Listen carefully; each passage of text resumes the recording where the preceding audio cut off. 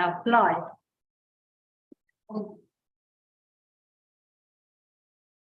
Okay, good evening and welcome everyone. This meeting is being live streamed on YouTube, so welcome to everyone joining on YouTube.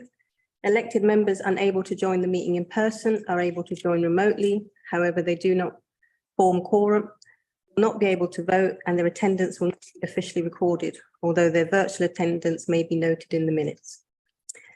In regards to the meeting etiquette, please may I ask that you indicate you wish to speak by raising your physical hand. Please note that the chat function on Zoom will not be used in this meeting, and questions or comment on the agenda pack should be raised via the chair.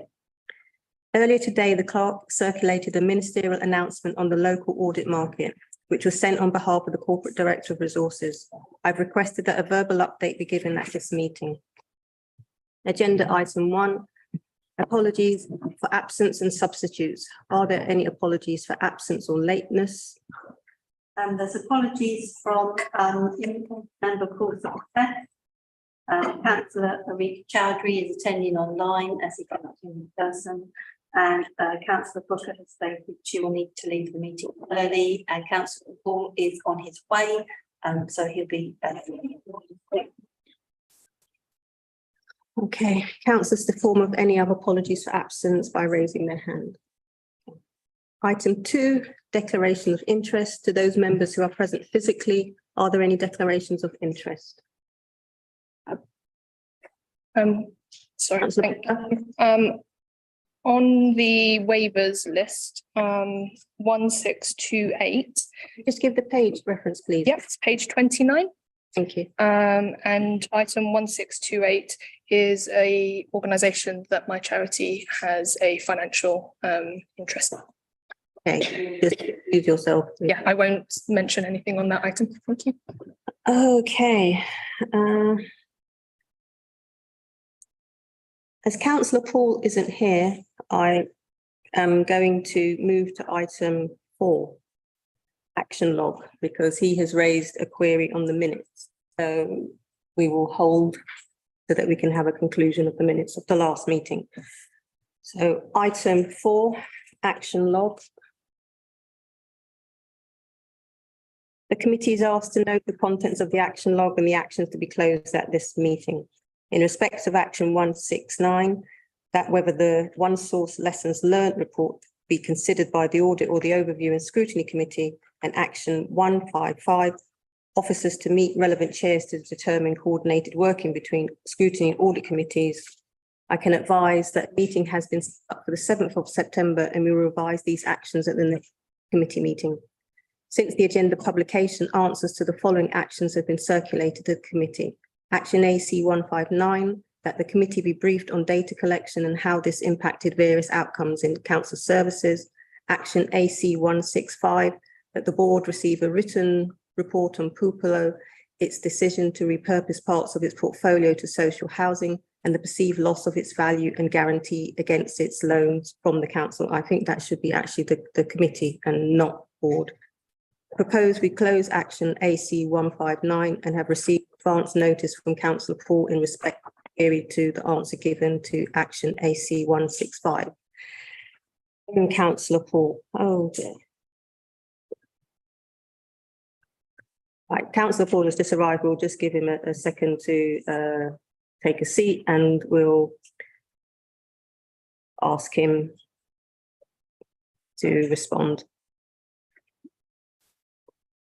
Councillor Booker. Could I ask whether AC 167, whether this have come through? It might have been emailed around. I know that it was be done by today. Conrad, please. Yeah, I can give an update on that. I had an update from Bill Stokes, who is the relevant partner of PwC. Apologies, just because of lining up of the partners required to sign the certificate. Told that PwC will now sign that tomorrow morning, not by today's meeting as has been advised. We sent then to EY, and I spoke to Mr. Stephen Reed, the audit partner for EY in respect of that, and have his assurance that as soon as I get it from PwC, which should be by lunchtime tomorrow, they will then deal with that very promptly. So that should then enable the signing of the remaining outstanding certificates, which are solely EY's responsibility up until 2019-20, which couldn't take place until this one was done. So that they will all be brought up to date. But the main outstanding one from 2014-15, I understand, will now be completed tomorrow, not today. Any other queries? Councillor, any other queries? Councillor Paul, we're at item 4. As you were late, I moved on to item 4.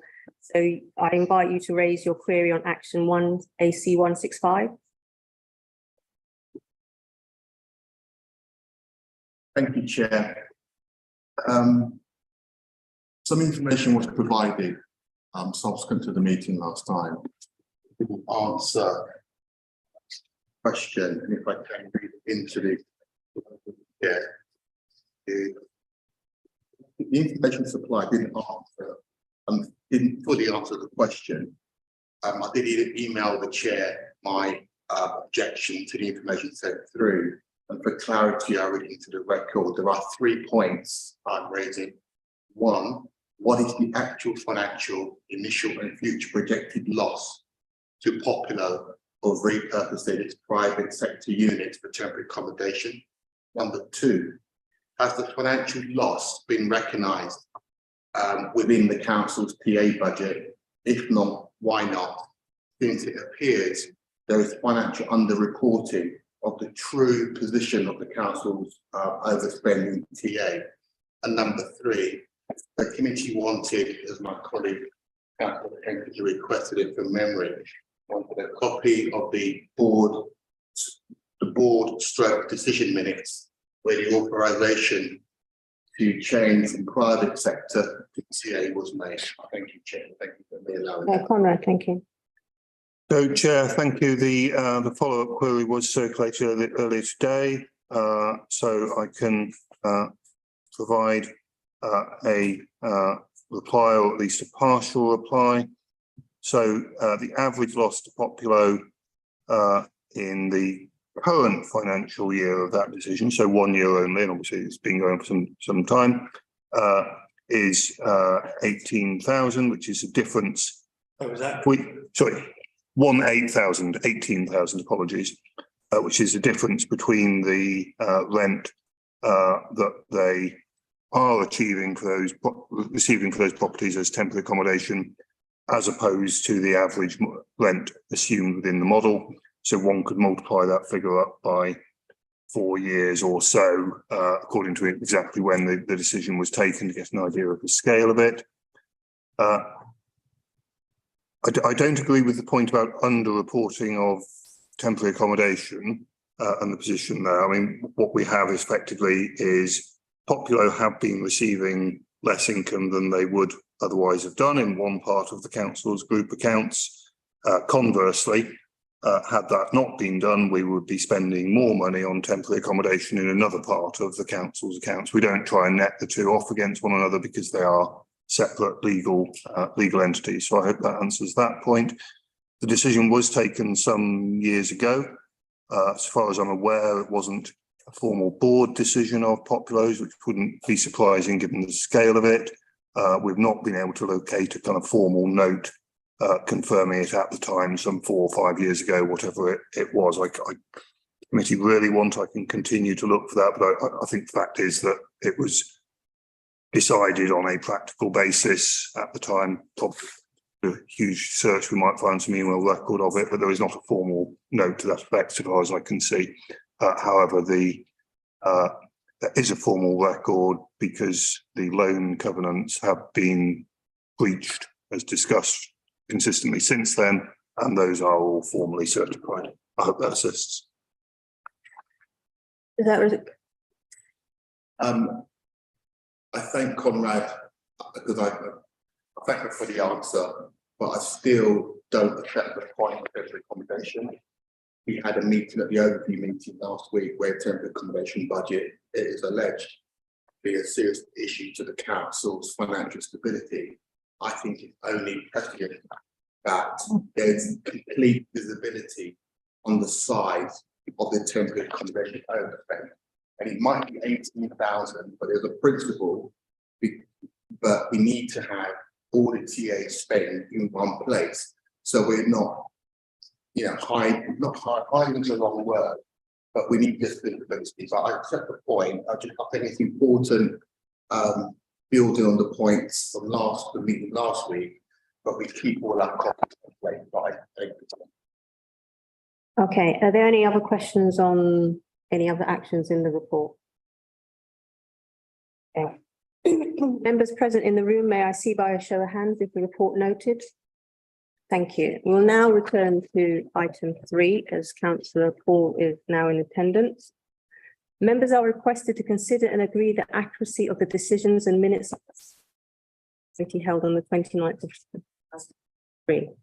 I've received advance written notification from Councillor Paul that the draft minutes be amended in relation to the following paragraph, which is on page 18 of the agenda pack, item 12, draft annual governance statement, paragraph 5. Member queried the timeliness of the scrutiny review report from the Centre for Public Scrutiny and were advised that the first draft of the report had not been finalised and the CFPS had invited back in to review and finalise the report. A member stated that it be on public record that a scrutiny officer had misled the councillor about the existence of the report. In reply, the chair said that this committee was not an appropriate forum for the member's complaint. Councillor Paul has requested the following corrections be made to the minutes as follows. The report wasn't a draft, but a finalised report from the Centre for Public Scrutiny Independent. A member of staff had lied to members over scrutiny rather than misled. I wasn't making a complaint, just stating the actual facts to the situation. The amended minute would read as, members queried the timeliness of the scrutiny report from the Centre for Public Scrutiny, CFPS, and were advised that the report had not been finalised and that the CFPS had been invited back in to review and finalise the report. A member stated that it be on public record that a scrutiny officer had, in his opinion, actively misled the councillor about the existence of the report. In reply, the chair said that this committee was not an appropriate forum for the member's comment. Councillor Paul, do you wish to move this amendment? Yes, I do, Chair. Do you have a seconder to this amendment?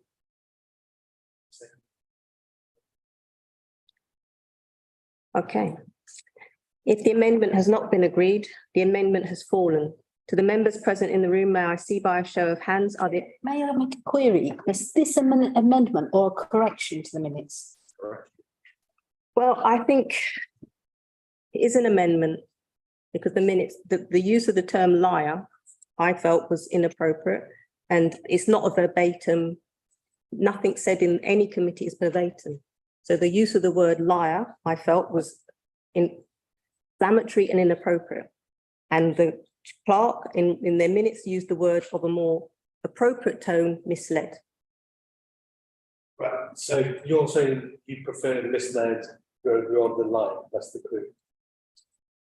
No, the minutes were written as the word misled rather than liar. I didn't write the minute. No, sorry, but In the meeting, I said the term liar was not appropriate.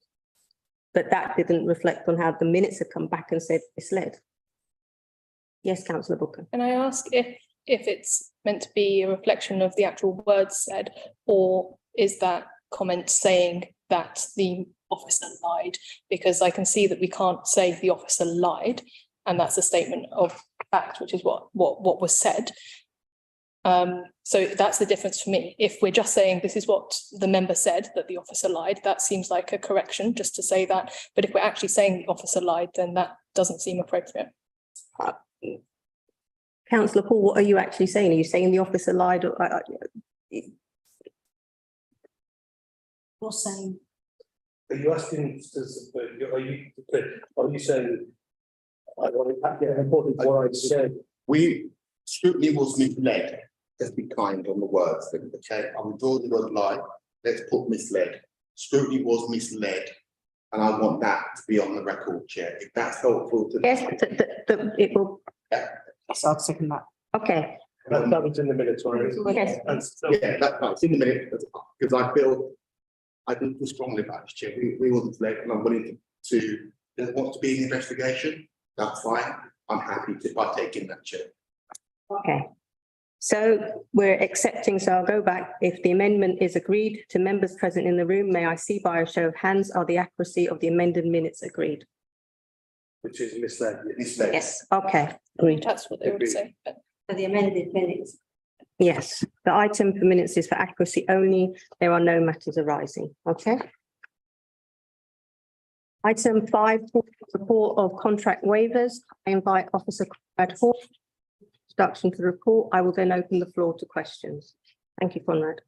Thank you, Chair, and apologies from Suzanne Whitewick, who would ordinarily present this, is unwell.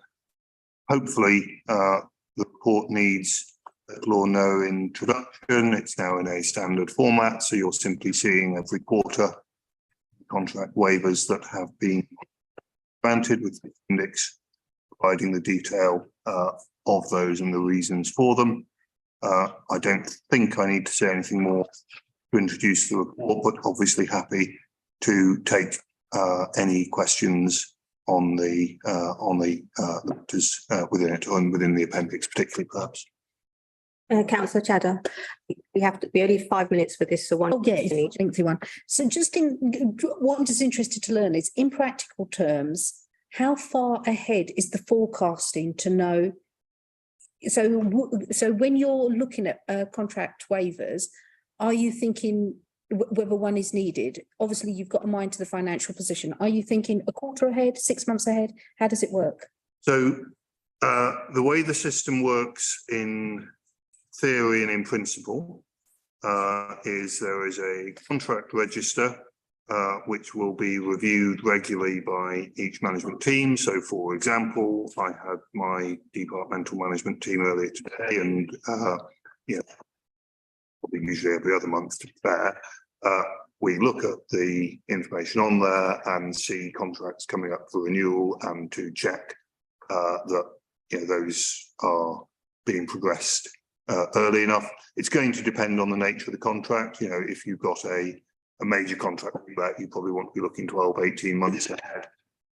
Something much smaller and simpler might just be 3 and 6 months. It will vary. I think to be clear about that, the arrangements for the maintenance of the contract register aren't as satisfactory as I'd like them to be. So we're not always confident that the information on that is accurate enough, and therefore sometimes contracts are not recorded on there. And of course, with that inaccuracies in there, there's then the risk that one doesn't start the procurement process enough and needing a waiver. And that's why I'd always draw the distinction.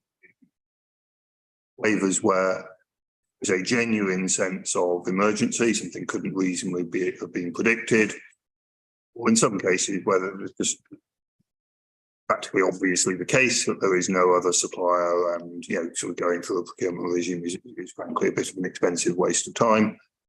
If you like, sort of good waivers where we're merely regularising the position that someone hasn't breached the standing orders, as opposed to those that happen where there has been a lack of proper planning and foresight. Thank you, Conrad. Any further questions? Just one, and maybe this is a written question.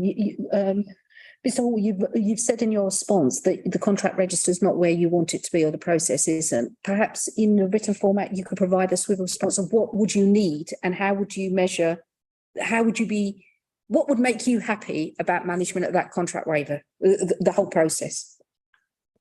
Not for now, but maybe. Yeah, let me provide you with a written response on that. It is a perennial issue. And of course, there's the issue about how you prove that something is complete. But yeah, I take your point entirely. I think it's about our role in encouraging you and giving you the support to admit. Yes, what assurance would you need, Conrad? Thank you. Okay. I will now read the recommendation. For reasons set out in the report, the committee is asked to note the summary of waivers for the period 1st of April 2023 to the 30th of June 2023. To members present in the room, may I see by a show of hands, is the recommendation agreed? Thank you. Item 6, Internal Audit Update. I invite the officer, Nicole Metivier, to give an introduction to the report, and I will then open the floor for questions. Thank you, Nicole. Thank you, Chair. This report includes a summary of the work carried out in Q2, including the follow-up of recommendations. It also includes the self-assessment against the Grant Thornton Lessons Learned report against recent public interest reports. And this was included in last quarter's report, but there wasn't enough time to discuss it in fully. The full report is included in Appendix C. The report also launches a self-assessment of the committee effectiveness, which will be taking place over the summer. So members will be receiving questionnaires for them to complete. Appendix F includes an updated internal audit charter, and this sets out the purpose, authority and responsibility of the audit team. And it's been updated to reflect the delivery of audits by the external service provider, who also have to abide by the public sector internal audit standards. Members are asked to forward any questions they would like to discuss about the report's contents. Councillors? Councillor Chadha, please. Just because I'm not quite clear what it is. Sorry, let me just check. We are on item, the internal audit, yeah? Yes. Yeah. Page 32. Page 32. Item 2.4, the scaffolding and hoarding audit from Birmingham. I don't quite understand. So is it, how do you defraud on? Because what happened in another council was that there was just one person involved in the process. So he would collect deposits for the scaffolding and hoarding, but then when the work was complete and it was taken down, he would divert that money into his own account. Because there was nobody else involved in the process, he was able to carry out the fraud. £1 million. How much? Over £1 million. That's a hell of a lot of hoarding. Scaffolding. It's the council, it was Birmingham. And we've not got anything like that going on here. No, there is got tighter control. division of responsibilities between the team that manage the process and the finance team who make the repayment. And are there any areas in the council's operation where we have just one person controlling financial management? I'm thinking about markets or anything like that. I'm not aware of anything. It would be highly unusual, but anything's possible. I mean, as part of the audit plan, when we see something like this, we think, let's make sure it doesn't happen here. So we've also got a plan of work that we want to do. When we see things like this, we just actually put on a plan. So just so I'm going to say, no one person has got to sign off for expenditure and income. For this particular. Yeah, No. yeah. Or in any area in the council. I wouldn't like to say 100% not, but everything we do look at segregation duties. Something we cover as standard.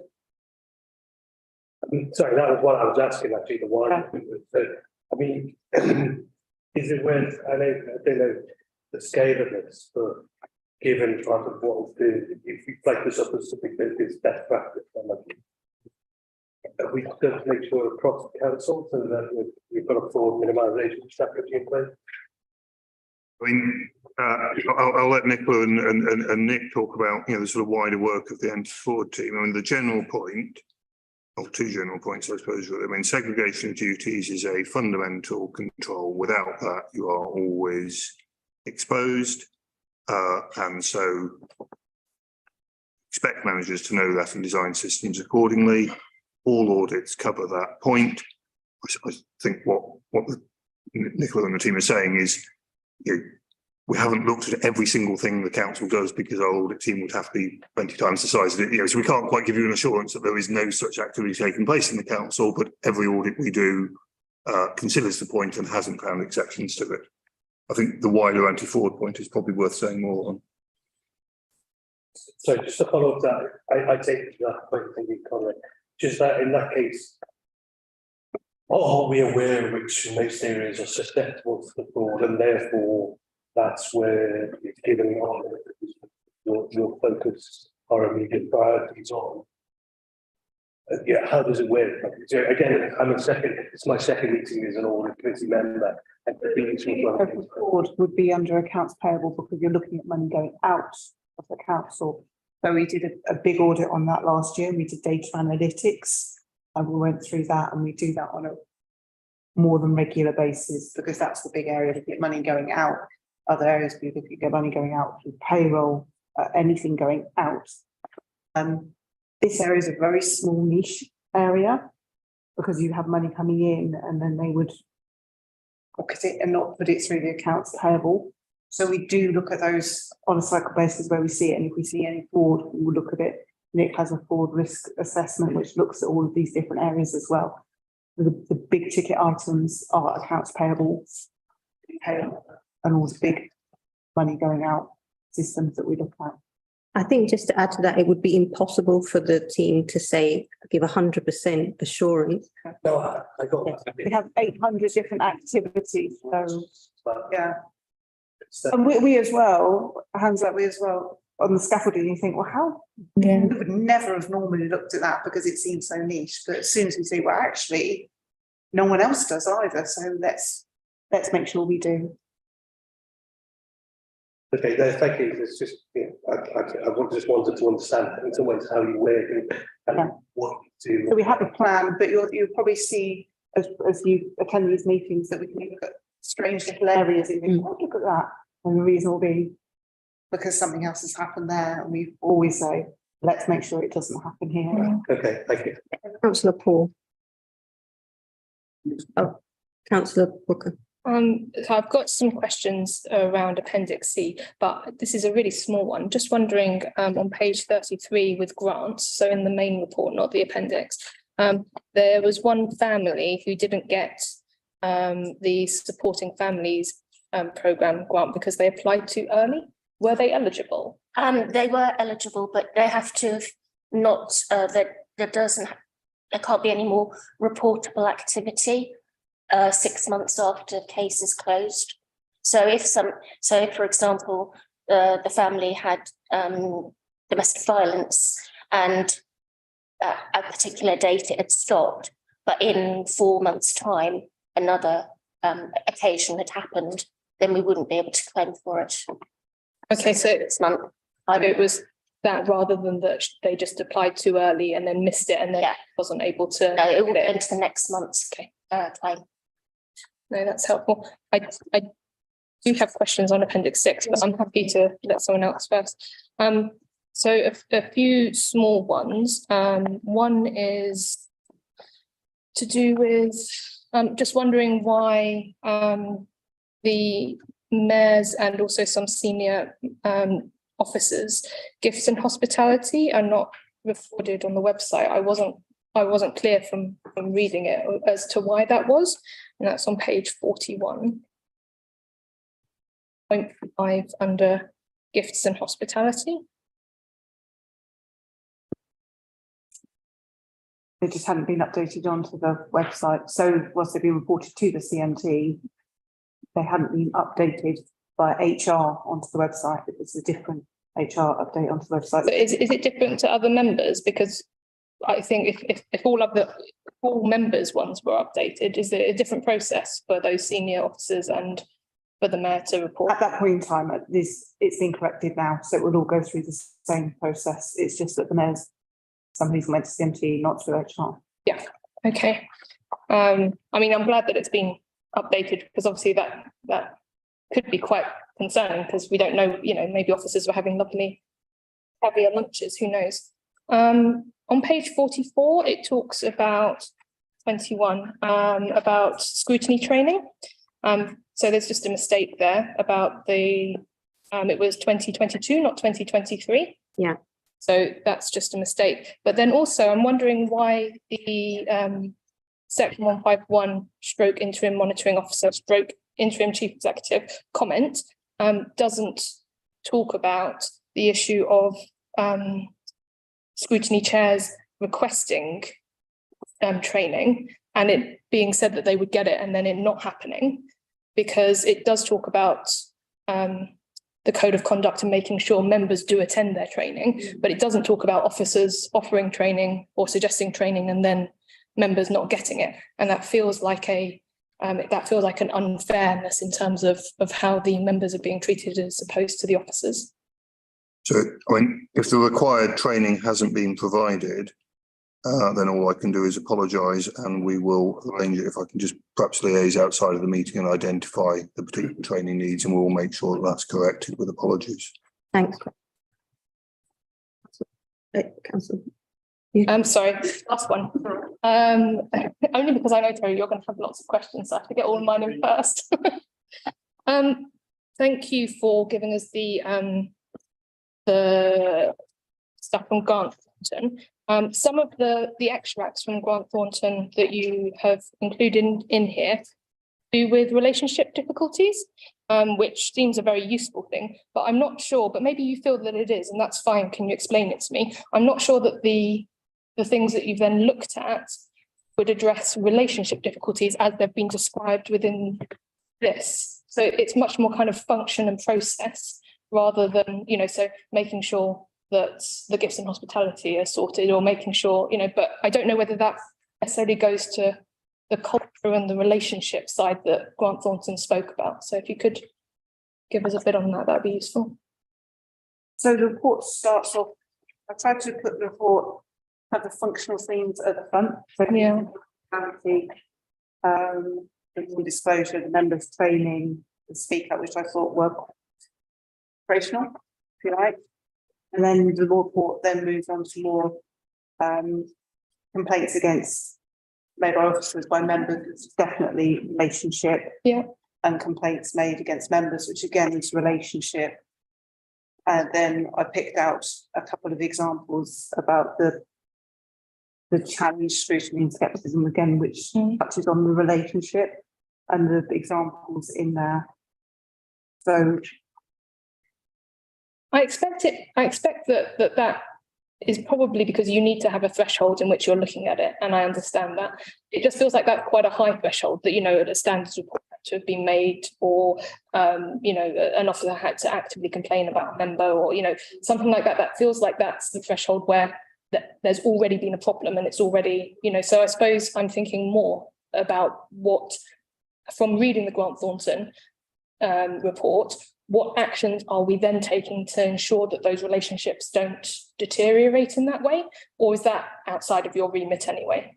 So I think that what actions are being taken, I think that is for the CMT and the senior team to say what actions they want to take, because that's very much a cultural thing and a relationship thing at the very highest level. What I tried to do is pick out these sort of examples of red flags that Grant pick up. So the relationship between officers and members, the relationship between members, etc. So I tried to pick out some of those to sort of say, is that happening here? Rather than sort of create something myself. No, that's really helpful. Thank you. Councillor Paul. Thank you, Chair. I've got just three quick questions, two to the auditors and one to Conrad. On the first one, to the auditors, number 26, when you speak up, I'm willing to speak to you outside, but I know of an incident where a member of staff wasn't afforded the protections for whistleblowing with regards to an investigation. But actually, from the information I have, I don't think we comply with what's in your report. Was that an investigation undertaken by the counter fraud team? No, it wasn't. It wasn't, because I know the counter fraud team do apply. It wasn't. I know of a current investigation conducted by the Standards Investigation, Standards Advisory Council, where a member of staff has not been afforded whistleblowing protections. I'm happy to speak to you outside of this, to protect the member of staff, but this, your policy, our policy, does not operate as said so. Okay. My second one is on number 49. There appears to be a disconnect in there. Then you see paragraph 50. There's a response to this letter issued to the Budget Working Party from the section 151 and the portfolio lead for finance tabled at the meeting. Brackets is contravening the access to information procedure, which states that the report is available for inspection for 5 days before the meeting. Go down to the section 151, to one officer introduced the collective comments. It says the constitutional arrangements were complied with Can you clarify the conflicting nature of those statements, please? So from paragraph 50, that came out of my audit work. 51. Because it says on one side, we didn't meet. I've got paragraph 50 says this contravenes the act. Yeah, that's 50. And then it's the comment underneath 51. I can only address paragraph 50 because I didn't write the bit. So paragraph 50 arose out of my internal audit work, and that was from an interview with the monitoring officer at which the principal governance lawyer was also present. So that was my evidence that I got there, and then I'll refer to Conrad about the comment because I didn't like the comment. So in your meeting with the interim monitoring officer and the lawyer, Yeah. there was proved to be a breach of the. They stated that yes, there was. It was a breach, okay. So we have had this discussion before, but just to clarify, the strict rule is that the information to governance stuff, refers to the actual, which clearly was published 5 days beforehand. We have already said it was clearly in no way desirable that the response was tabled at the meeting. In fairness, given the dates for publication of the report and then for the response from the Budget Working Commission, it would clearly have been impossible, physically impossible, to provide a response to that 5 working days before the meeting, because the Budget Working Commission's report was only produced 5 days before the meeting or whatever. So the fundamental point, and I do think this is important to emphasise, because I feel we're slightly at risk of getting caught up in procedural rules rather than the principle. And we've just talked about the importance of relationships and so on. It obviously was not right that response was tabled at the meeting and then a bit of time being provided to read it and a response and so on. It could and should have been provided a day or two beforehand, which would have been the most of been achieved under the circumstances. It's not the only time that reports have been late. One could go through each committee of the council and find examples, where that happens, just because of the sort of practical nature of these things. But I think by far the more important point, rather than the precise legal and technical debate that we could have at some length, is that point on relationships and what obviously ought to have happened.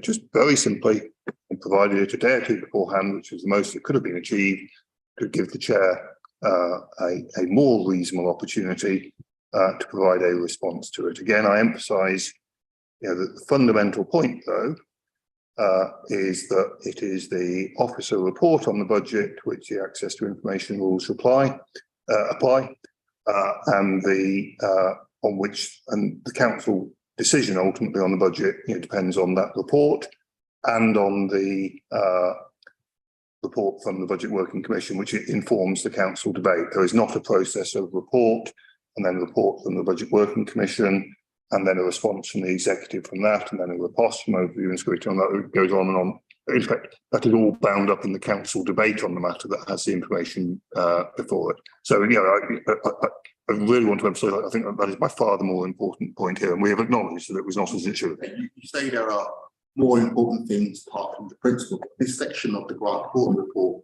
does refer to scepticism, challenge and scrutiny. And to read a report where the chair gets 12 minutes to reply, to an external resident, it's not a good look. And when you see quite, the constitutional requirements are made, that means, well, what else has not been made? I say, from the perspective of the resident, especially what the content of the Budget Working Party, and in relation to the thrust of the Grant Thornton report, it doesn't look good, even when you say. I've acknowledged that, and the point of going through audit processes like this and indeed discussions like that is to highlight and emphasise that. It will always be, I think, realistically, the nature of these things that because the Budget Working Commission report is in a sense a response to the draft budget, it is, quite likely that that is not going to be produced in sufficient time to enable the executive to then consider it and then publish a response 5 clear working days. We wouldn't set the budget until May at that rate. But the important point, has been made and is accepted that we should do more to do what is reasonable and practical and more helpful under the circumstances. One more. Sorry, Councillor, I'm going to move on to Councillor. Because it's only, it was only because it was related to what you were saying, which is that I really, I'm not grateful is not the correct word, but I'm pleased to see that you're talking about within the constitutional review, looking at the speaking rights at various key meetings, because I do think that it may have been within the constitution, but it was entirely disproportionate, and in terms of the amount of time that the lead member had to speak on finance and then the amount of time that the ONS chair had to speak. And I do agree with Terry that actually, in light of the Grant Thornton thing as well, that it really isn't okay to have such a disproportionality. So I'm really pleased that that's going to be something that is going to be looked at within the constitution. I just want one thing. I want to go back to Victoria Street and the governance arrangements around that.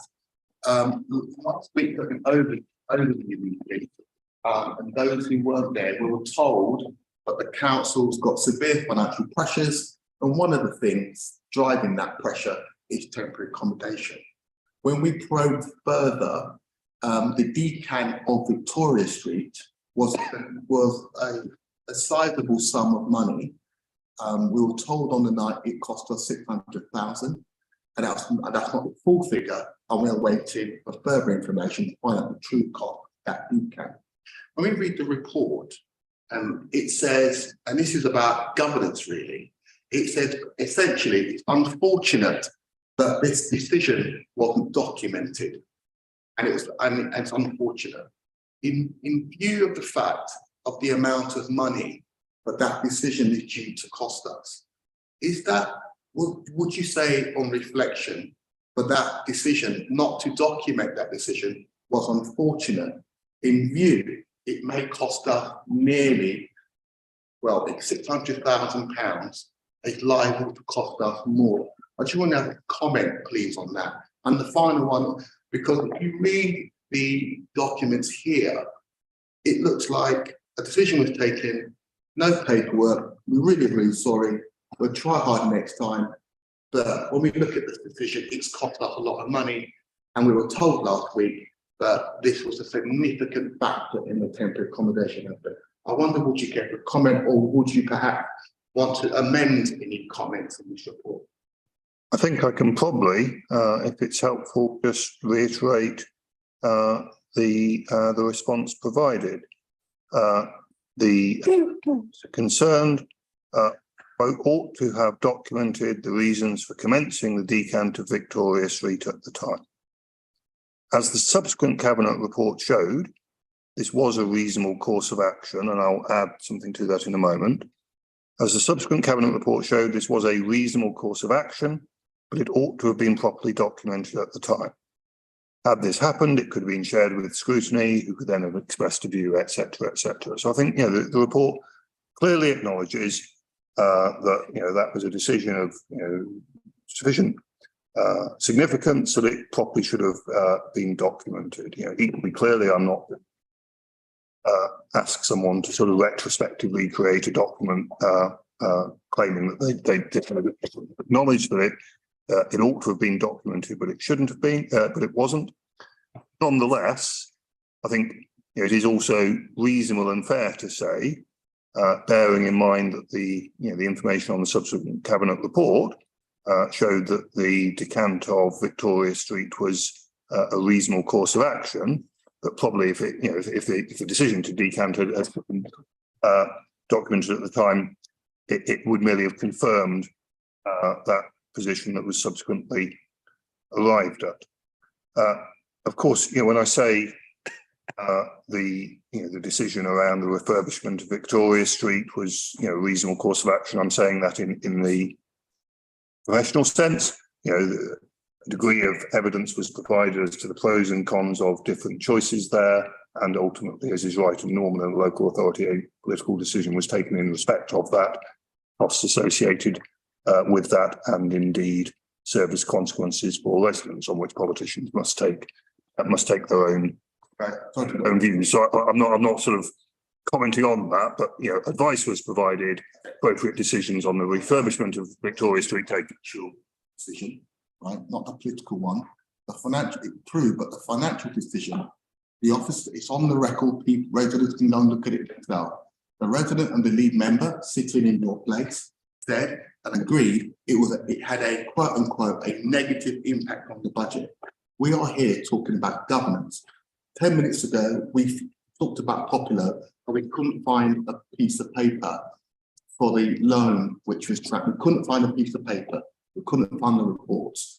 We can't find the reports here. My question as an audit member, is there a culture of paperwork not being found or available for scrutiny? No, I acknowledge the point being made, and it's a fair question to ask. I suppose, one always has to try and strike a balance and be proportionate about these things. I mean, the council takes hundreds of decisions all the time. 2 exceptions don't prove that, there's a problem. It's never going to be 100%. Let's be completely candid in a situation like this. I do see the 2 things as quite different. I mean, in the example on Popular we were talking about earlier, I don't mean to trivialise it. All the sums of money we spend are significant, but that was not a very large scale decision. It was by no means a trivial one. I mean, the paperwork may exist. It is something like 5 years ago, and there's a limit to the amount of resources I'm prepared to commit to trying to find a document that maybe was appropriately filed 5 years ago, but officers have moved on. It could be quite hard to find it. And it's just quite a big job, and it seems to me disproportionate. The example on Victoria Street, I think if one were seeing that, very frequently or much more frequently at all, I think your point, would be one that would concern me.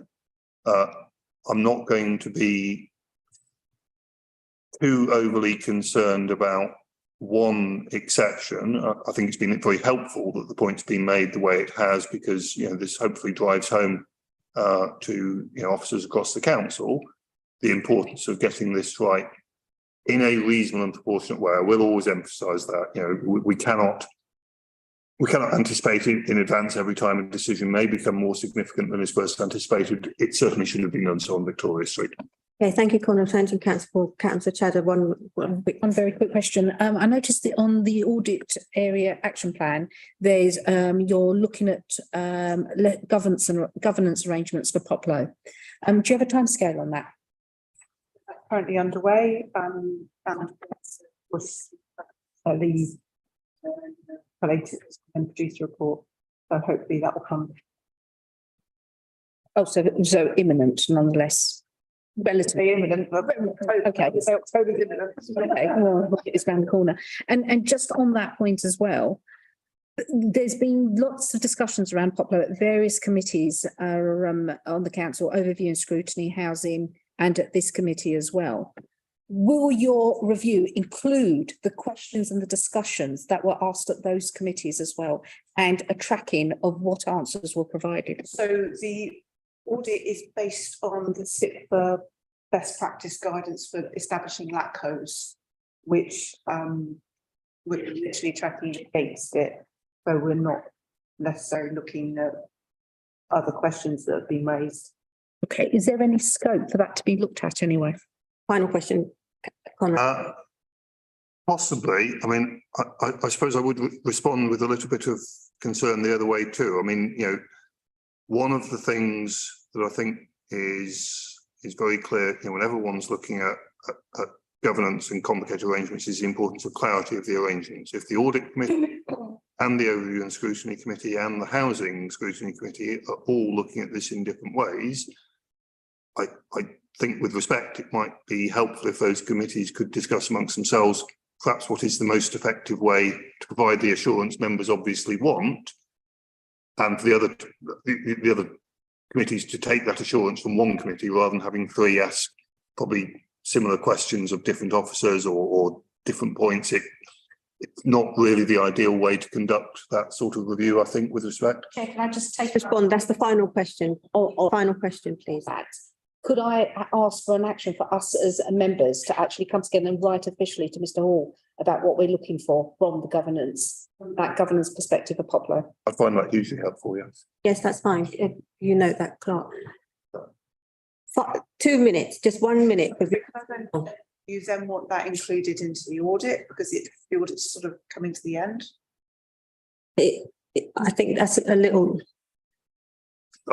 That's an Perhaps I could suggest we keep that separate from the audit, and indeed you may then find that the audit highlights other issues that you want, to consider further how you gain assurance in respect of it. But I think it's probably better to keep it separate in the interest of concluding that piece of audit work.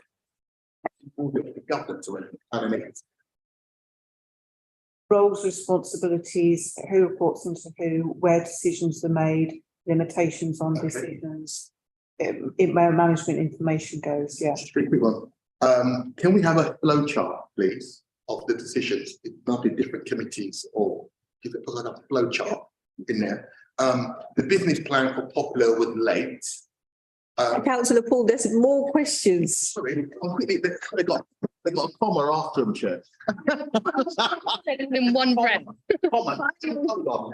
You have to move on quickly, please, quickly. She's giving you the time, quickly. All right. Is it? So can we, the business plan was late. Can we look at the decision process around the late business plan?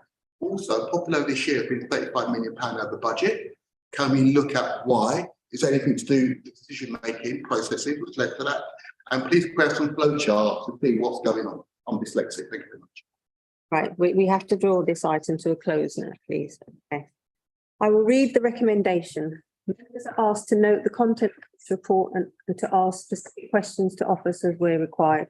To members present in the room, may I see by a show of hands, is the recommendation agreed? Okay.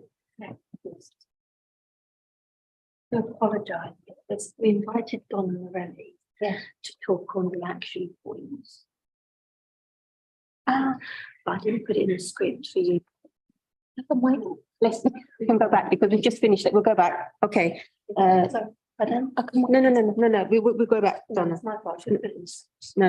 No. We need to go back to item 4 to look at the action points.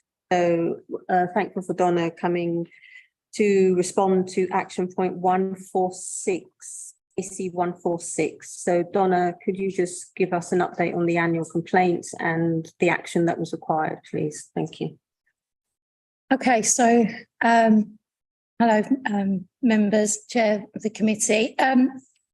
So when the annual complaints report was presented for 2021-22 to the committee, it was highlighted by the committee that 40% of all complaints related to housing.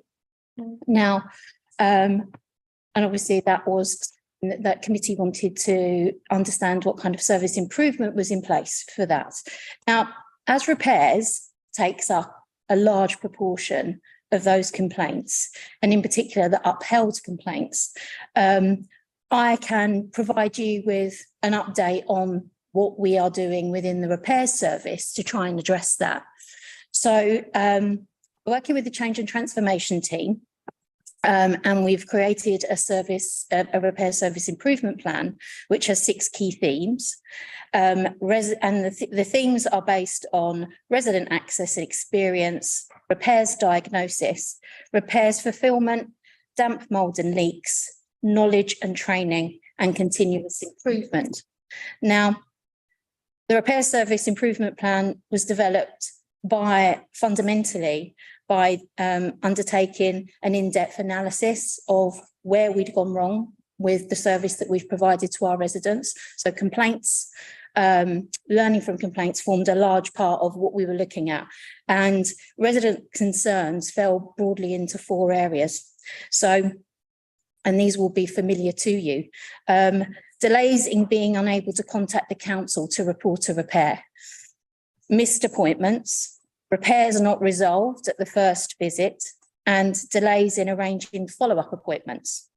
So in summary, and I'm more than happy to provide the documentation, which is the repairs service improvement plan, as well as the timelines that are included with that to the committee so that they are able to see that in detail. But broadly speaking, we've taken a twofold approach, which is rapid solutions with operational actions and planned solutions with a strategic approach. So with regard to the rapid solutions that we've put in place, there was an immediate transfer of the repairs contact centre into the housing department. That improved the call response times, reduced the abandonment rate, and generally it reduced the queue waiting times, and generally improved the contacts that people had, which their preferred option is to contact the council by telephone. So that improved that immediately, and we've seen an improvement, and that's an ongoing improvement. Also we benefited from the fact there was an implementation of a new council-wide telephone system. So we've also trained staff on repairs diagnosis. Our key thing is ensuring that the scripting is correct in order to send the right operative in order to fix a repair right first time. That's our focus. So there's been work that's been undertaken across the council, including our emergency service, overnight service, where we have trained staff in getting to the detail of what actually the repair issue is.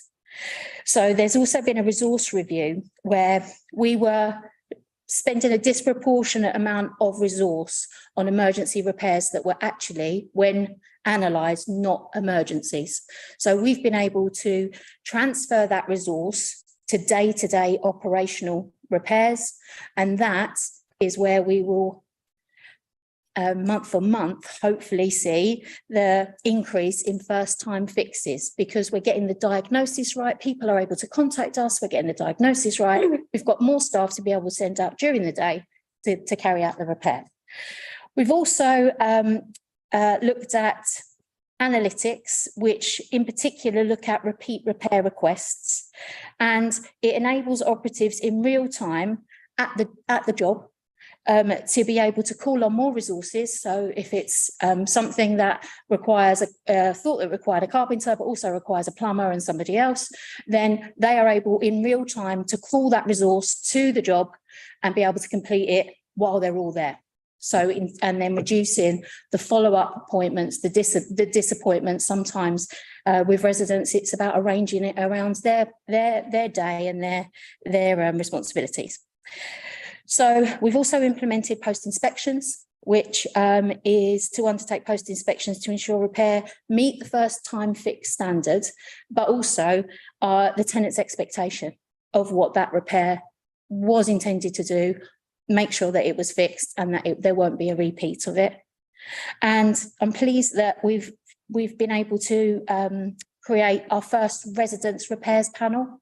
So we've got 8 of our residents that have volunteered, had induction and training, and they have had their first meeting in July to be able to give us feedback on the performance of our repairs department.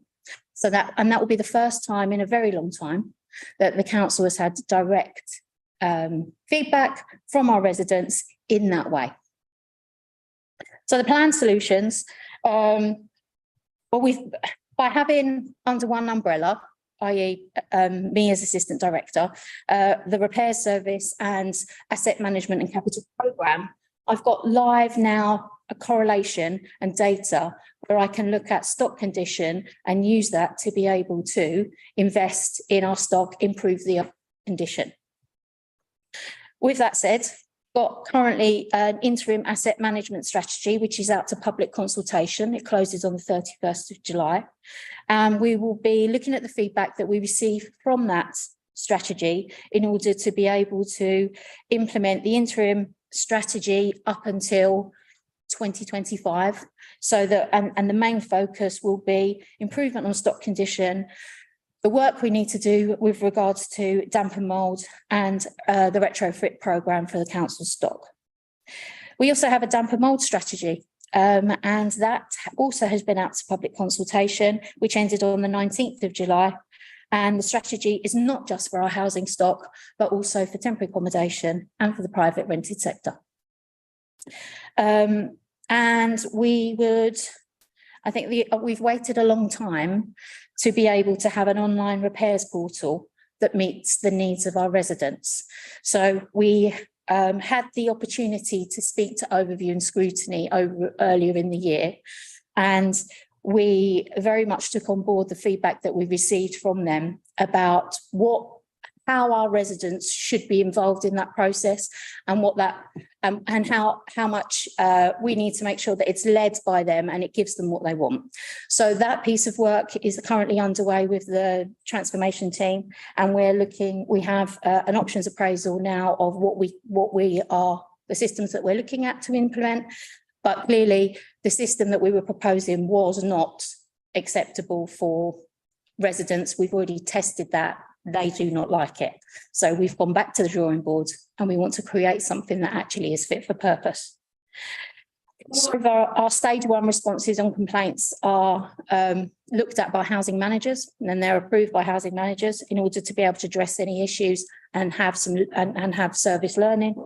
And all stage 2 responses are dealt with by assistant directors. So I am physically signing off all complaints that come through for my service area. So that's an update, just a very quick just run through of what we're talking about in the national context. So that's very much what we're doing within Newham. But one minute. Sorry, yep. Just carry on, but we've got one more minute. All right, sorry. Just quickly, on Tuesday, no, sorry, not on Tuesday, just this month, the Social Housing Act received royal assent. So we now have Social Housing Act in place, which will bring a new level of regulation to all registered providers, but this is something that's new for housing, for local authorities. So, for instance, it gives enhanced powers to the regulator of social housing. It gives tenant empowerment is very much a focus of the Act, and the standards for registered providers is currently being looked at. So on Tuesday, the regulator commenced their consultation on revisions for the consumer standards. So that is now public consultation, which we're expected to respond to along with other registered providers. It closes in October. And then furthermore, the DLUC will also be consulting on the measures that they are looking for social housing reform, such as the AWAB's law, changes to the decent home standards, and professionalism of the sector, which will require all housing managers to have a qualification in order to be able to operate within a housing environment. So that is, I'm happy to take any questions, but hopefully. We only have 1 minute, so thank you very much, Don. Anyone got any comments? If not, quickly, Councillor Shadow. Yeah. So in terms of, I've got lots of questions, but I'll put them in writing. Yes, please. The main question, in terms of the housing management and every staff member needing to have a qualification, it's an indication of what that's going to cost. Because I'm presuming that's a large cultural shift within housing services.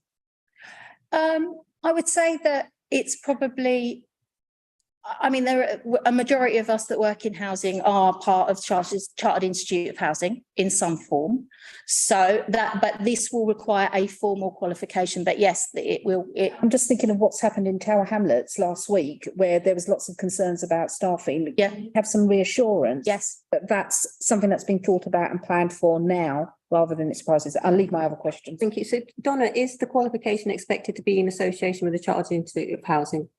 It can be a diploma in housing, which is Ofqual equivalent, or a foundation degree from the Chartered Institute of Housing. All right. So they're the things, and that was announced in February of this year. So we're waiting for further details of, what we are expected to do, because as you can imagine, yes, certainly we'll be behind the curve, because there will probably be housing managers that do not have that form of qualification, or a formal form of qualification, but they've probably got years of experience, which we see as an equivalent. But yes, you're right. And I'm happy to provide that information. Okay, oh, last question. And so there was a lot there to digest, and it's probably early days yet from everything you just said. But have you got a forecast for what you think the changes you've all made in terms of saving, waste reduction? West, no, not yet, not yet. We don't have that, but I'm more than happy. We can provide you with the documentation, the improvement plan as it is. That's fine. I just meant when do you think you might be in a position to do it? I think it probably won't be until the end of the financial year, but if that changes, I can always provide an update to committee. Okay, thank you very much. And I'm going to call this item to a close because we missed, so we've used other time, but thank you very much. Okay, so we're now on item 7, quarterly counter forward progress report. I invite the officer Nick Sharp to give a brief introduction to the report. I will then open the questions. Nick, thank you. Thank you, Chair. I'll take the report as read, and then in interest of time, I'll just kind of make a couple of points really in relation to, obviously, the work that we do is further changes. So when I provide these, they can be updated. So just brief things, and then I'm happy to take questions. So the figure for this year in terms of property was recovered is now sitting at 9, with the 3 kind of guaranteed to be coming back, hopefully within the next sort of 4 weeks. Equally, the number of civil cases that are currently pending has now risen to 24, so there's a further 6 on that. So that's more about the pipeline of what's due to come back. On that, I'm happy to take any questions that members yourself. Questions, members? Councillor Paul, please. Thank you, Donna. February 14 on housing benefits. Investigations you were doing, this report doesn't mention that. Are you still continuing those checks? In relation to housing, what exact part of housing benefit? These are student loans. Student loans, and it was single person benefit. There's a whole range of those issues. A sticky thing with kept appearing. It's not, no update in this. We can provide that. That's not our team. Obviously, it's chasing that up. That's perhaps tax team, so we can get you that outside. So progress report on those, yeah. Councillor Chadha? Okay, if there's no further questions, we'll say thank you. Okay. Members are asked to note the content of this report, discuss next steps, and to ask specific questions of officers where required. To members present in the room, may I see by a show of hands, is the recommendation agreed? Thank you. Okay, we'll now move on to item 8, quarterly update on risk management and risk register. I invite the officer Nicola Wood to give a brief introduction to the report. I will then open the floor to questions. Thank you, Nicola. The quarterly update on the corporate risk register and include the housing risk register and the adults risk register, because we bring those back sort of every quarter. Next time, children's risk register, 2 new risks which are on there. And I'll take papers. I'll have to take questions. Councillor Paul, please. LLDC transition. Can we give a financial quantity of the risk, please? We've given a qualitative assessment, not a quantitative assessment of the risk. And that would be useful. That perhaps you could update the committee of that number. That'd be quite good. And just a really question I asked in tongue in cheek. Do we still have a chief digital officer in post? Yes. I noticed on the risk register, there's all lot of gaps from that particular individual. Yeah. I wondered why. Yeah. The importance of that role and our role about governance, and I think the last time perhaps someone give some flavour around that, please. Yeah, I mean, I think Alexandra West, the data protection officer, is online. Clearly, she cannot answer for your comment about the lack of comments from the chief digital officer, in fairness to Alexandra. She is highly knowledgeable in the area, though, and if you want to ask questions about the specific actions being taken in respect of those risks, I'm sure she can provide further information. If your point is more generally that there's a lack of response being provided there, I agree with you, and the point has been noted. Through you, the chair, yes. Through Conrad, about governance, and No, the point is taken. Thanks. Eric has a question, Councillor Thank you. Thank you, Chair. Apologies, I have a weak internet connection, so I turn my video off. My question is related to risk 9 on financial. So the risk here is about overspend, and the cabinet report published in July showed an £8 million overspend, if I'm forecast overspend, if I'm not mistaken. And the control here in the fourth column doesn't seem to be a control and doesn't seem to be updated. And also the risk seems to be yellow, despite this being a very clear overspend that is forecast. Can you make clear what the actual controls are? Because the controls in the risk register seem more like an explanation of the overspend rather than controls to restrain an overspend from occurring. Conrad, please. Yeah, so I mean, just sort of practically, you've got this document that was prepared through May and I think early June, and then sort of passed on in due course to the committee. So that's why there's a slight sort of disconnect between that and the cabinet report that was prepared presented last week. Of course, that text is a bit out of date now, and at next quarter you would see the revised text. Nothing wrong with the text there. That was a position at that point in time. In terms of controls on the overspend, I think there are 3 points to highlight. I mean, many other points one could say. But firstly, there is a management system in place in order to produce financial forecasts. So every budget manager presents information through that system. It's tested and challenged by their managers, and in due course consolidated up to provide the overall council-wide position, which, as has rightly been said, highlighted an 8.2 million, I think, forecast overspend for the year. So that's one set of controls to make sure we understand the position, because if you don't understand the position, there's you've got no way of managing it. The second part of the control is the reporting of that on up to the corporate management team, up to cabinet, and overview and scrutiny, because it is the challenge to the figures and the what's being done about it that is one of the effective ways you then ensure that there is sufficient rigor, financial rigor within the organisation.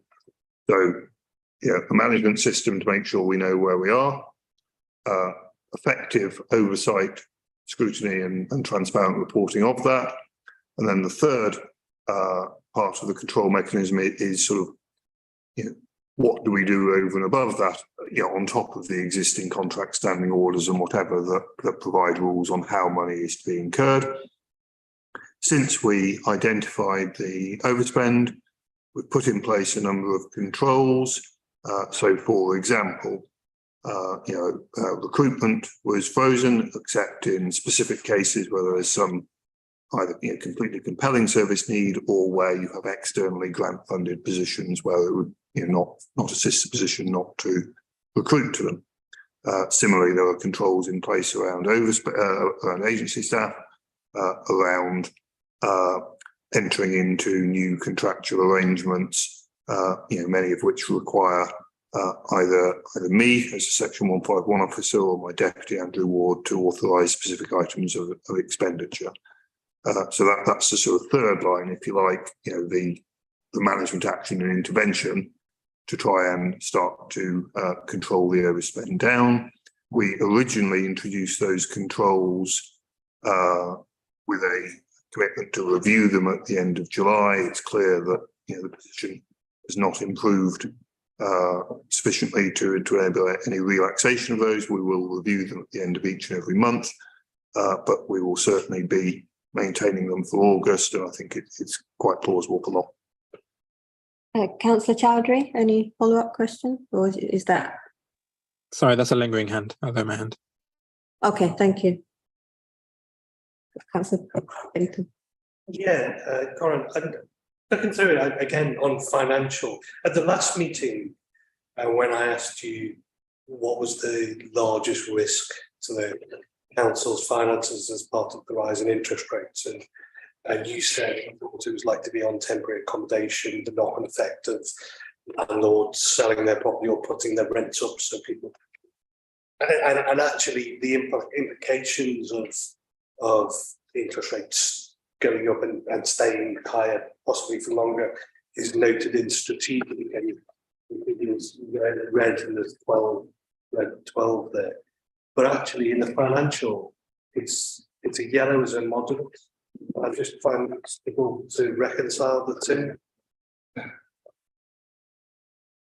I mean, I think the best way to think about it, the interest rate rise clearly affects the council, but not to the extent that individual homeowners face. So our long-term cost of capital has risen, but by substantially less than the increase in the head. So I think you misunderstood. That's not. Sorry, I'm misunderstanding the point. It's back in the financial, because we do talk about in the financial, it says the most significant areas are temporary accommodation and other housing costs and children's care. So we recognise that, yet we class it as a moderate risk. And yet I struggle to reconcile that with the last meeting when you said you thought it was potentially the most serious risk.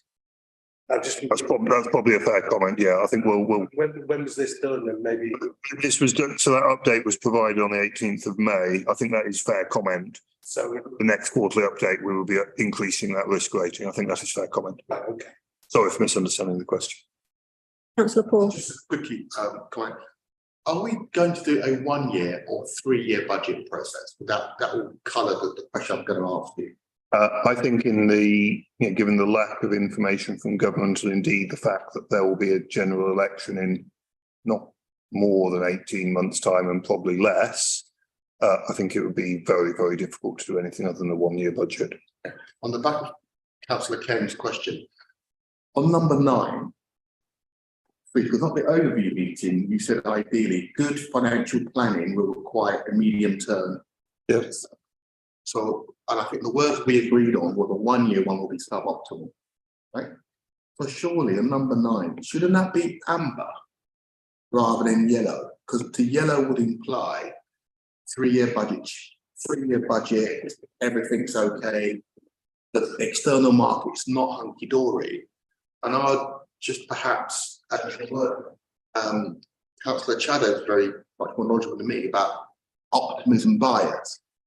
And I think, would it not, and obviously for you to do the colour stuff, but would it feels more like a moderate, like an amber rather than yellow? No, I think that is a fair comment. I mean, certainly since the update was provided on the 18th of May, I think it would be fair to say that, the numbers sort of emerging this year are worse than feared, and that risk rating would need to be updated accordingly. Just follow on for actively, at the meeting last week, it was 2.7 overspend 22-23, looking at 8 million and there's a funding gap of 25 minimum.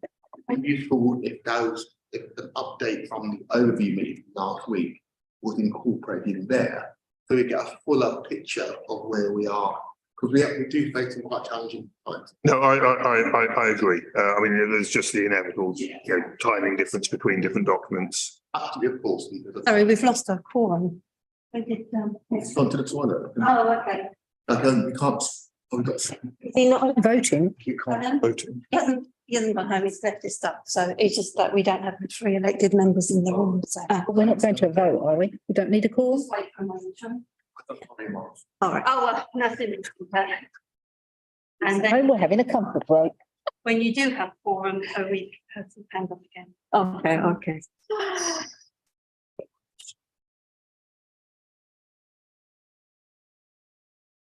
Come here often? Well, we're nearly falling into a comedy of errors.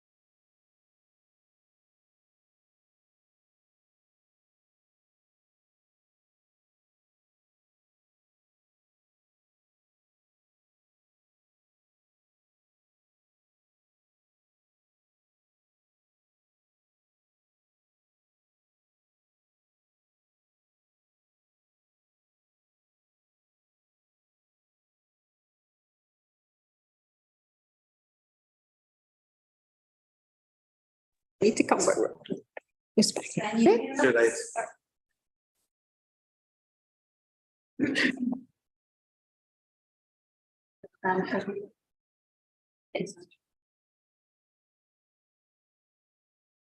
Okay, Councillor Chowdhury. Okay, we're back online now. Thank you. Councillor Chowdhury, you had a question. Thank you. Yes, my question relates a little bit to Councillor Paul's earlier point about how seriously some of these documents are taken. There's a lot of comments around reports not being available or documents not being updated, or as the the Chief Digital Officer seems to have not given an update since January. This is the quarterly risk register update, and the finance risk hasn't been updated since 18th of May. I'm interested to know how seriously these documents are taken and how in practice they're actually used by officers in the council. Like, is it something that they look at every week, every month, and say, how are we doing on these risks, or is it something that is just sort of sent in a sort of rushed manner to committees when they appear on the agenda?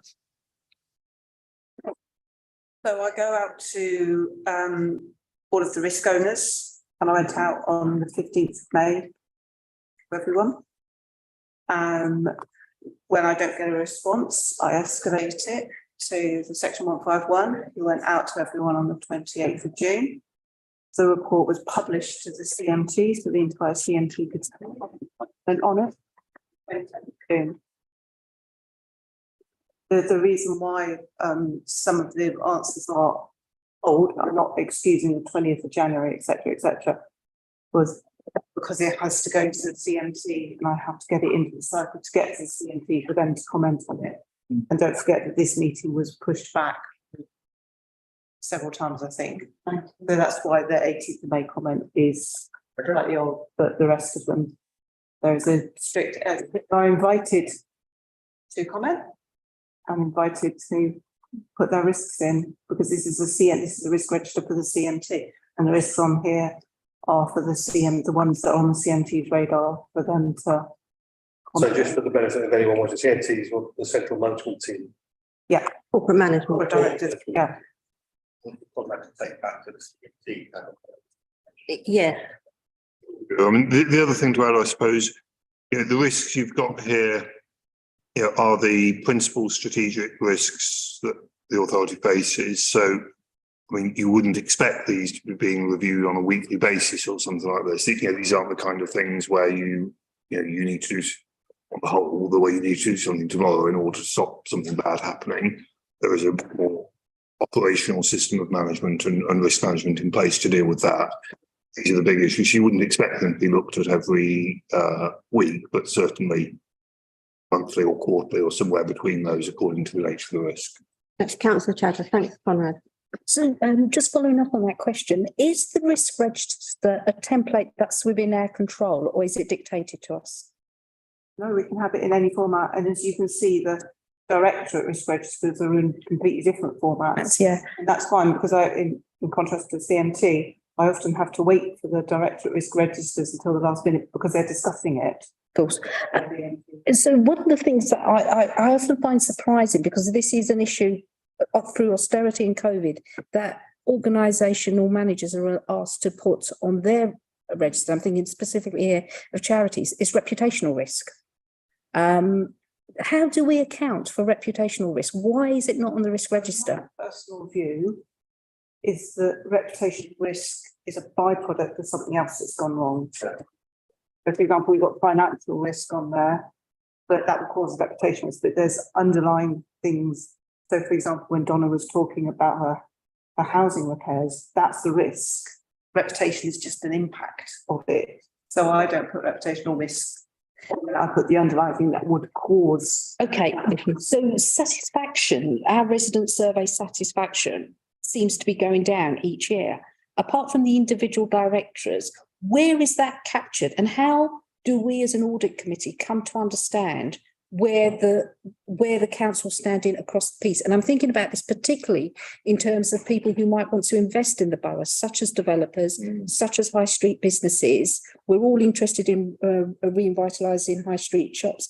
How do we capture that feeling of what it's like to work within the borough or work with the borough as a partner?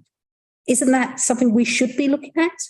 I mean, I think, if that's an area the committee wants to look at, and you have to kind of bear in mind, the kind of role of the committee and indeed of other scrutiny committees. But if that's something you want to look at, I think the person you really need here is the Director of Inclusive Economy, or members of her team, because their job, sort of things, is to try and help promote and grow Newham's local economy and jobs and opportunities for Newham residents and so on and so forth.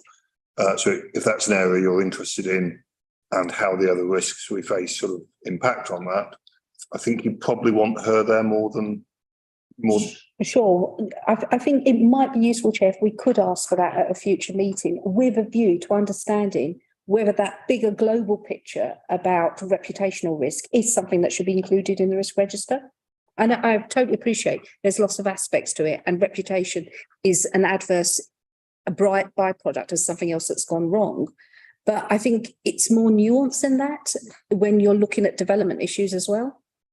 Yeah. We know boroughs have bad reputations. We know at the moment that rumours can run very quickly through boroughs. How do we protect ourselves as a borough against those challenges? I'm just trying to understand really what the request is. I mean, if it's to do with, our relationship with business and how the council's reputation impacts on that, as I say, you kind of really need Vicky here. But I think you should also have a discussion with the chair of the Regeneration and Other Things Scrutiny Committee, because there's clearly a crossover between their role and the Audit Committee's role, and you just want to be clear about who's, what. I'm not sure that is really where you're going. That you're more concerned about how the council's reputation is managed. Mm. It's a pretty big question. Perhaps we could start with the Regen Committee, have a discussion there, and then bring it back to Audit and ask the questions there at Regen. Chair of that committee, and I can take that forward. Yeah, Yes, please. happy to have a conversation outside of it. I'm not against the idea as well. I'm just trying to understand. It's such a big subject. I'm just trying to understand Totally. how best we can support it. Right. Thank you, Councillor Cadder. Councillor Paul, please. On the housing, we just had a part of discussion today about the impact of temporary accommodation, and over the meeting we're told it's a big issue. When I look at the housing risk register, it's very light on outcomes. Is that a reason? Because it seems to be for the very thing which could tip us into a negative position. It's very light on an action plan.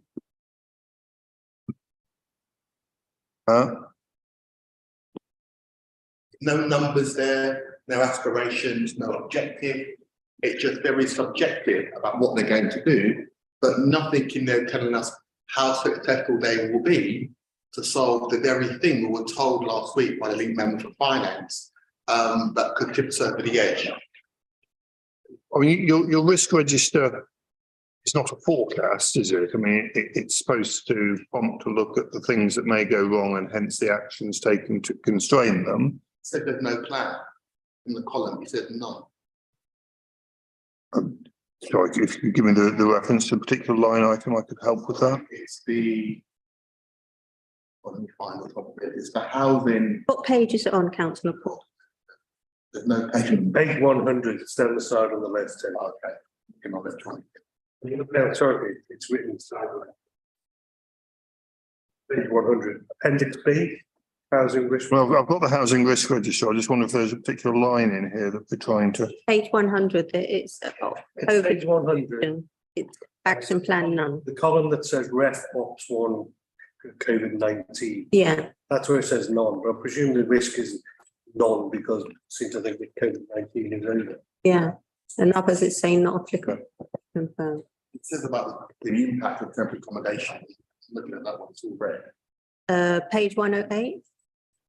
That's something we hadn't. Oh. I've got no, sorry, Chair, I've got no page number. It says, this one here, it says that the reference is the cost of temporary accommodation, very lightly in one column, then it's a major, then it says ongoing or day-to-day activities. And it goes into new or serious, number 16. Next column is financial reporting, and then it's got it doesn't appear to be an action. It's the one, general, fund rent and collection. Yeah. Okay, I mean, I think and hope, I'm pretty confident of this. Yeah, I have the line. 113. It goes on. 113. I think again, we have I've got the one. I think we have, again, the slight issue of just timing of different documents. Clearly there are actions being taken, and those were set out at some detail in the report to Cabinet on the 20th of July that overview and scrutiny looked at that same evening. So I think it's just that this report was prepared before then, and then the next version of that would have those actions in it, but it's not that those actions aren't happening. Councillor Penton. Can I ask a question that flows from this and since the last meeting? Is just have we seen in the last month, I think since we last met, an increase in temporary housing impact, as in numbers of people in temporary housing going up? Yeah, I mean, what you've always got to be careful of is whether this is sort of data fluctuating around an average or the start of a trend. So it's a snapshot. Yeah. So April, I'm pretty sure. I may not get these figures perfectly right. April and May, we had, I think it was 25 and 27 respectively, new homelessness duties accepted. In other words, 25 and then 27 more families where we accepted that, because they were homeless, we had a duty to them and it's temporary accommodation.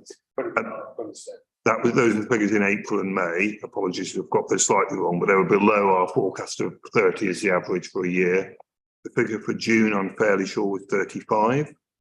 Now, one could just say, well, look, so that means in the first quarter of the year, it's around about the average of 30 that we forecast. Of course, the worry is that actually what that means is that the line is going up. So do we have the figures for July? I don't have the figures for July yet. Yeah. Okay. So by the time we have our next meeting, we should be able to have a bit more of a. Exactly. Yeah. Okay, thank you. Thank you, Councillor Penton. Councillor Paul. Just a comment, really. We've got one of the highest private rented sectors in London, in our economy, one of the highest. Loads of, due to government changes in tax and the regulation, loads of landlords are leaving the market. Yeah. So we are overweight on the potential of being negatively impacted by government national rules. Is there anything I really want? Is anything strategic being done to answer the question?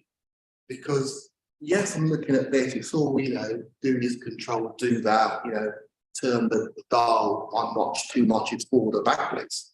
But if you want strategic market, the impact of us as a council, are we actually answering that question of what we need to do differently? Because that surely should dictate what we do rather than pragmatically fixing where we are. Am I making sense? You are. I mean, I think there is a limit to how much, one organisation, even a big organisation like Newham, can do to affect the wider conditions in the London housing market. We just all have to be, accepting of that. And that said, I'm sure housing colleagues could talk about the sort of interventions that they are trying to make, for example, about bringing empty homes back into use and the landlord licensing system works and so on and so forth. I mean, the specific, I don't know whether you would call this a strategic or an operational response, but you highlight that for many landlords, particular sort of individual buy-to-let landlords, that is now a much less attractive proposition than it was some time ago. And they are often selling as a consequence. We've seen I think it's a 47% reduction in the supply of properties within the private rented sector. And often when they're looking to sell, of course, they then serve their tenants with notice to quit, and that comes through to us. We will, in those circumstances, and we set up a team and a programme accordingly, look to try to engage with that landlord, for example, about whether a sale to us with the tenants in situ might work, or whatever other opportunities there might be. Ultimately, of course, it's their private property, and there is a limit to how much we can prevent them taking action, but we do try and respond to that. So I don't know whether you would call that a strategic or an operational response, but we're not just sort of sitting here and working out how to manage down the cost of housing at all. We're trying to deal with the supply and the demand side as well. So look at us as a North East London quadrant in London. Are our rules the same as everyone else's? If we were to expand the what boundaries of where we move people in view of what's coming, we would have to do that sooner rather than later. Just want some assurance that those issues are being in the plans we've got here, but people are looking at those bigger issues and making those time mentioned. That is absolutely the case. And if the committee will bear with me for a minute, I'm sure I could read out the relevant quote from the Cabinet report of the 20th of July that set out precisely those points. I mean, the general point is certainly the case that placements will need to be considerably further afield in order to manage those costs. Sorry, I could look up. Don't read, I'll look at that. Okay. Any further questions? All right. I'll now read the recommendation. Members are asked to note the contents of this report, discuss next steps, and to ask specific questions to officers where required. To members present in the room, may I see by a show of hands is the agreement recommendation agreed? Thank you. We're now going to bring forward an urgent item. So new item number 11, local audit market update, ministerial announcement. The paperwork for this item was circulated to the committee this morning and published as a supplementary agenda. I've agreed to take this item as an urgent item so that members may be informed prior to the September meeting at which the accounts will be considered. I have asked Conrad to provide a verbal update at the meeting. I will now invite Officer Conrad Hall to give a verbal update, and I will then open the floor to questions. Conrad, thank you. Thank you. So, as the committee is well aware, there have been considerable delays in the local audit market for local authorities.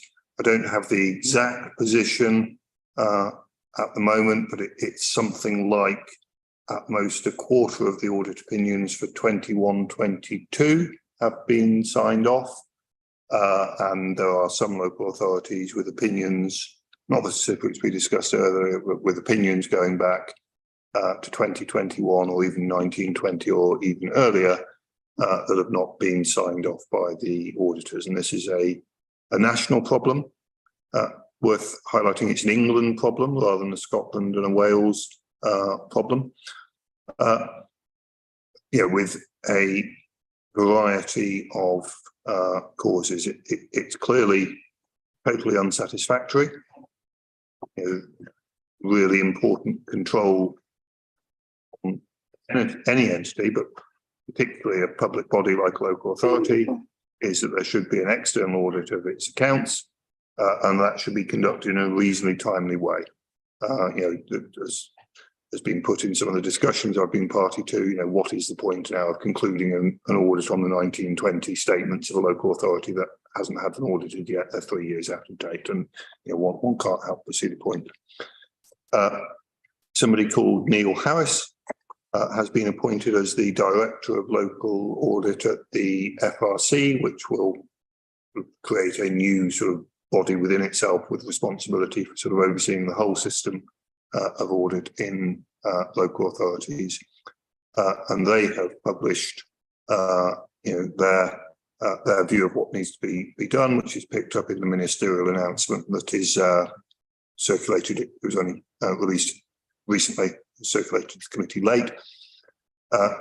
Essentially, I won't go through each line item of it, but obviously I'm happy to assist on detail. But essentially, what will happen is that deadlines will simply be imposed on those old years, so that by X date, the audit must be concluded.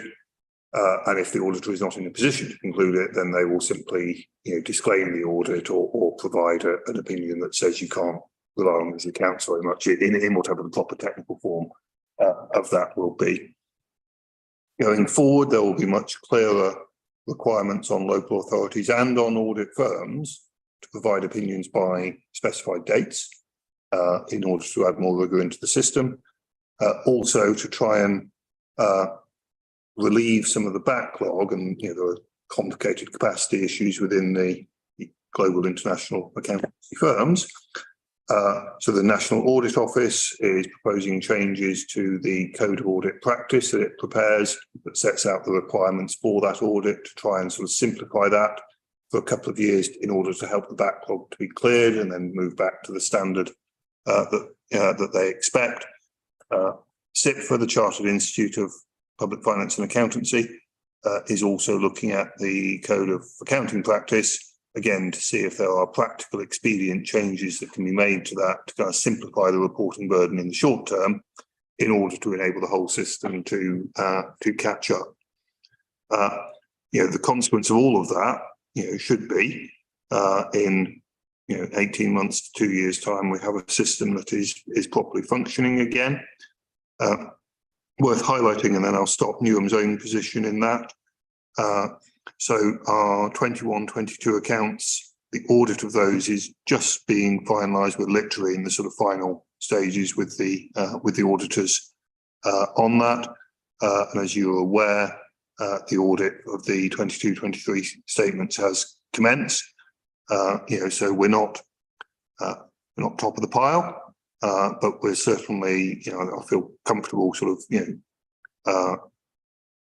by no means one of the problematic authorities in this situation, and somewhere above the average. I think it would be difficult to speculate more than that. So I don't think there's a sort of Newham issue here, but there is a big issue across the sector on how the audit of the accounts is conducted in a timely way.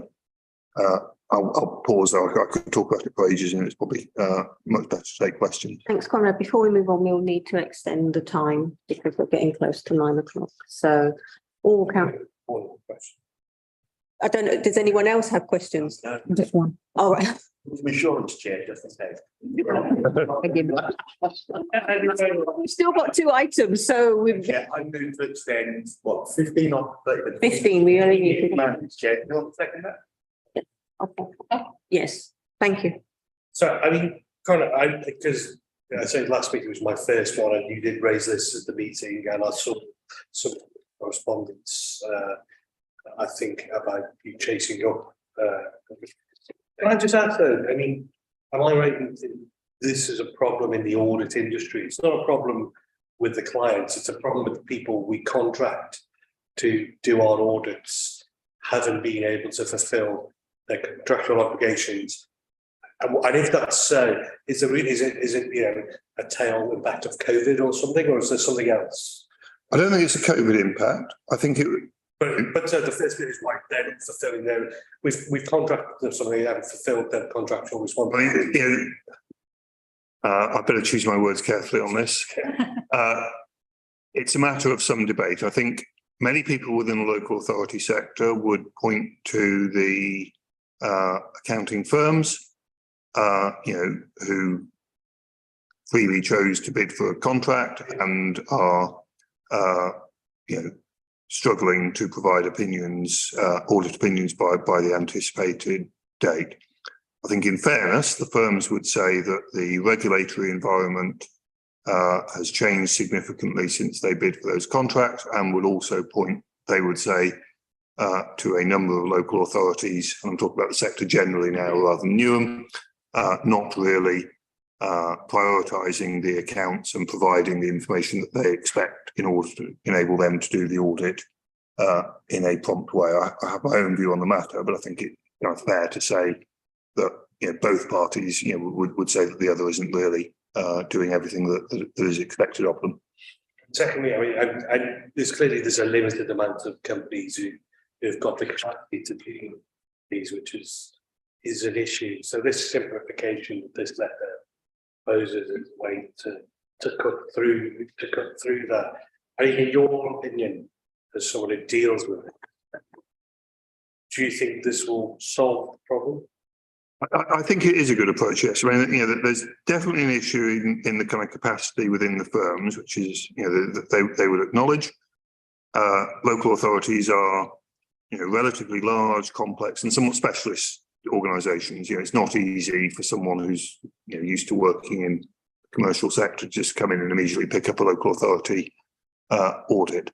And I think the firms would acknowledge that, you know, they need to work on building capacity in their own teams. I think it's also the case, you know, local authority financial accounts are pretty long and complicated. We've all seen them, you know, they can be 150 pages easily. Yeah, there's a lot of really useful information in there, but it's not terribly accessible.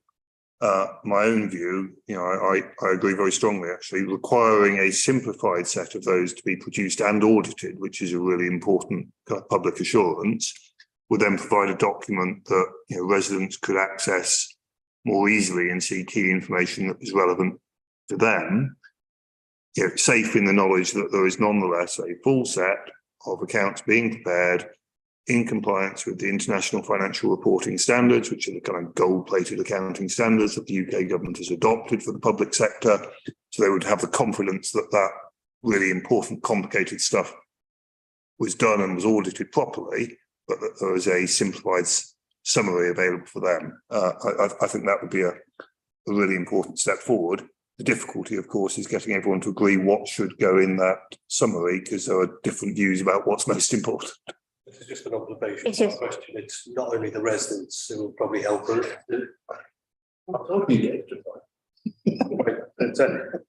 Thank you.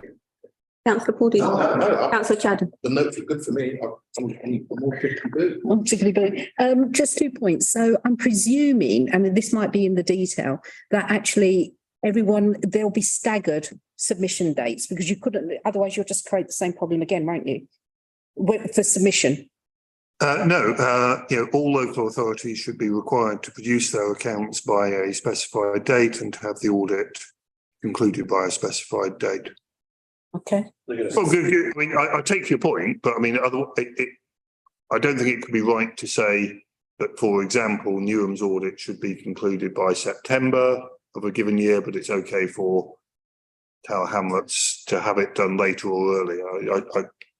Yeah. Find the process one segment. Okay. You know, the firms have many other clients, and they, you know, it's for them to then manage the capacity issue. In the charity sector, that's a huge issue. That's how it happens, which is why our dates are often staggered. And my final point is just actually, I'd like to put on record our thanks, I think, as a committee, and I may be usurping the chair here, or the vice chair, and actually saying thank you for making sure we're not bottom of the pile, because it's reassuring to know that actually we are having, and I think especially at this time when we need that extra reassurance as councillors to know that things are in hand, it's really appreciated. I will say that on behalf of the committee as well, that the accounts and Conrad and Andrew and Minir and the rest of the team, I don't know those individuals' names, but the rest of the team, they do work very hard to keep to getting the accounts pulled up together in time. I'll pass those thanks on. And on time as well. Yeah. Any further questions? Okay. For the members present in the room, may I see by a show of hands if the verbal report noted? Thank you. We will now return to item 9. Item 9, year ahead forward plan. This report sets out the items to be each meeting for the municipal year. I ask the committee to consider if any items should be added to the forward plan.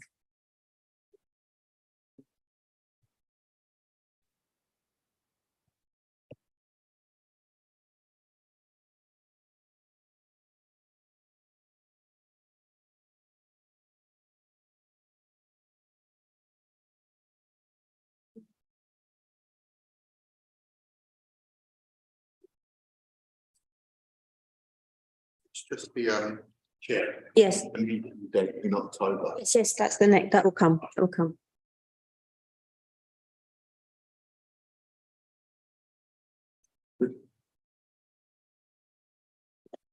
Madam Chair.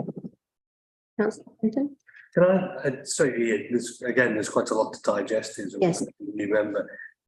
Is this something, we're looking at it now, but it's something we can revisit if something does crop up? Yes, we can. Yeah, that's fine. And insofar as, at the moment, I don't know what I don't know. Okay, What I would say. all right. To the members present in the room, may I see by a show of hands is the report noted? Thank you. Item 10, date of next meeting. The proposed date in the agenda pack is an error. Okay.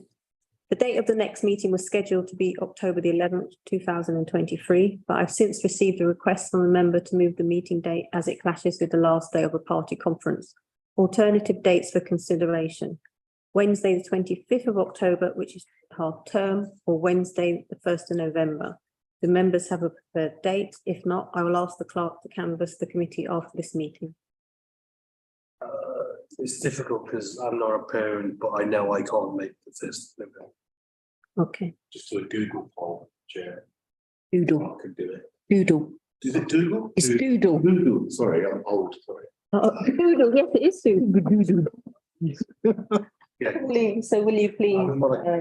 Thank you. A meeting in half term, and also, the people were going to scrutinise, but I know for a fact I can't make the 1st. And also, Chair, can we consider officers as well? I just said that. It is, Sorry, I missed it. please, everyone consider the date for the officers that generally attend. Consider whether the 25th and the 1st of November is a suitable date so that we have you guys in attendance as well. So the meeting is feasible. That Pauline will send out email regarding so we can get confirmation of when the date is. Yeah. 18th. There's another meeting in here, but we can have it next door. Okay. But I'll put that in there. I'll suggest. Yes. Okay. All right, we'll have the circulation to get confirmed the date. Okay. So this concludes tonight's business. Before we end the meeting, I'd like to wish good night to everyone who was watching on YouTube. I now declare the meeting closed and ask the clerk to stop the YouTube broadcast and confirm to the committee when the live stream has